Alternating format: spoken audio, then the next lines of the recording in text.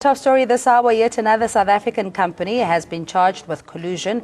This time, the Competition Commission has found FMCG giant Unilever South Africa involved in the cartel. The Competition Commission has found that Unilever and Sime Darby divided markets by allocating specific types of products and consumer goods in the market for the manufacturing and supply of bakery and cooking products throughout South Africa. The two companies signed non-complete clauses from at least 2004 to 2013 agreements, which contain not to compete clauses with each other in respect of certain pack sizes of margarine and edible oils. Now, the Competition Commission has sought an order from the Competition Tribunal declaring that Unilever and Sime Darby contravene Section 14B2 of the Competition Act. It has also requested an order declaring Unilever liable for payment of an administrative penalty equal to 10% of its annual turnover. And we're joined on the line by Makgale Mohlala, Head of Cartels at the Competition Commission. Thank you so much for joining us, Makgale. Just the extent of this collusion, we've seen so many of these creep up, and then not too long after they've paid the penalty, it's business as usual. How do you intend of eradicating this from South Africa so that the consumers are not shortchanged? Well, good evening, and thank you for having me. Cartels are old things, and they've been there for quite some time. In the U.S., the past 100 years, they've been fighting cartels. Today, they are still fighting them.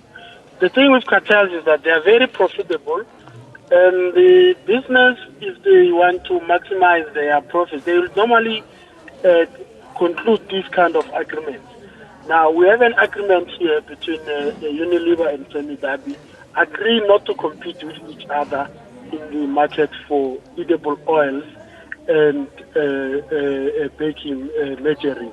So they agreed that Unilever will sell to retail customers such as Pick n Pay and ShopRite, and Sime Darby will sell to industrial customers, which are really manufacturers of products that use the cooking oil and the margarines to produce other products. So this agreement results in division of market. In other words, the one will be active in the market supplying industrial customers, the other one will be in retail. And this is prohibited in terms of the Competition Act. So we've done our investigation since 2013. We conducted a dawn raid at the offices of these firms. We seized evidence. Now we are at a position where we've completed our investigation and we referred to the tribunal for prosecution. I must state that Sime Darby settled with the commission. They paid an administrative penalty and they agreed to build a manufacturing plant where they will be producing margarine and cooking oils, smaller sizes, which will compete with Unilever. Remember, the agreement between them was that Sime Darby was not supposed to produce those smaller sizes that are sold at the retail level to customers like myself and yourself. Mohlala, just explain to me, Unilever itself being a multinational and having had the legitimacy to operate in the country because of its indigenization, if you like, with the Remgro, the Johan Rupert-owned company. The money that is made in any event, large chunks of it is taken out of the country. So there is a greater loss than just two companies agreeing to maintain the same prices, to keep out competition and also to fleece communities. What is the extent of the loss to the economy and consumers? Well, I'm not in a position to quantify in terms of figures how much loss the consumers and the economy might have suffered.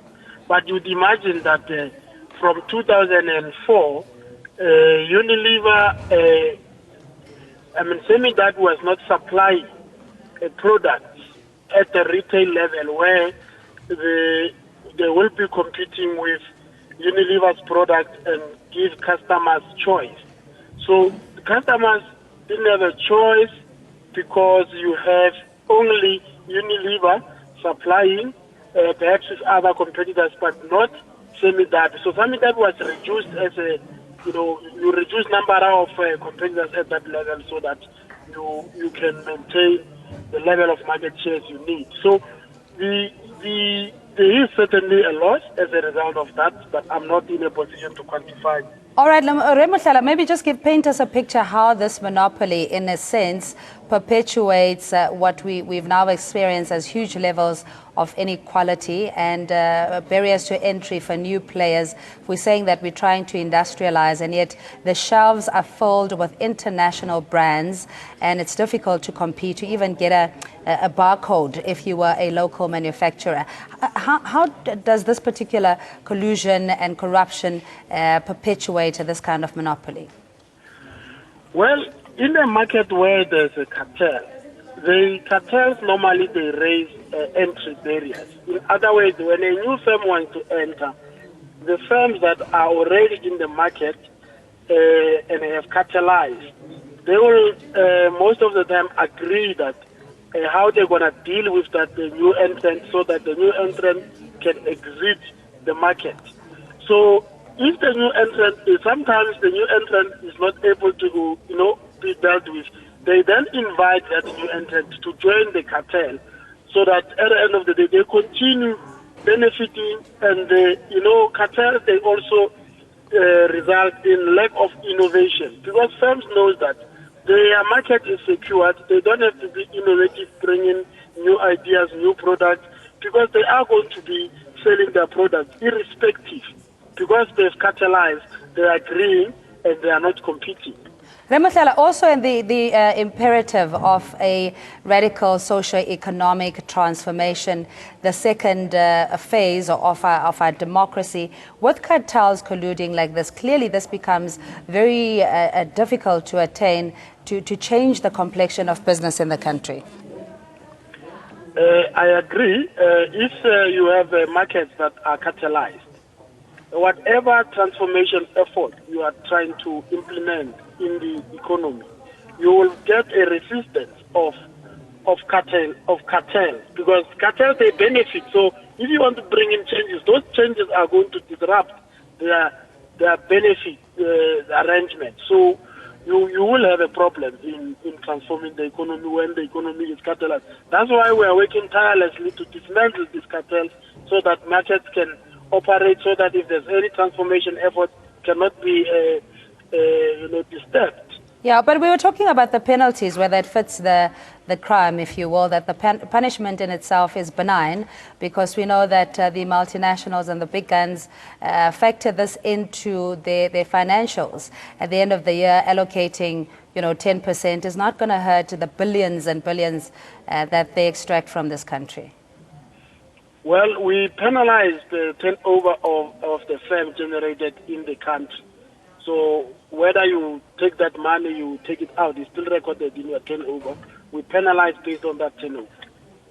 Yeah, but 10%, do you think this is adequate? Because as we've known with the construction cartel, bread cartel, milk cartel, all sorts of others in between, including with the banks, with the foreign fixing of foreign exchange, it is something that is generally almost second nature. It's been accepted as a way of doing business. So how do you, going forward, deal with that in a meaningful way? Well, the Competition Act is not amended to criminalize cartel conduct. So it's not only going to be 10% going forward, but directors will have to face jail terms for colluding. Okay, thanks so much. We're speaking to Remohlala. He is the head of cartels at the Competition Commission, with the latest collusion scandal that has just reared its head, implicating Unilever and another company in fixing prices when it comes to consumer products, primarily in bread and other or edible oils, as well as a story that will certainly continue watching for you. On to other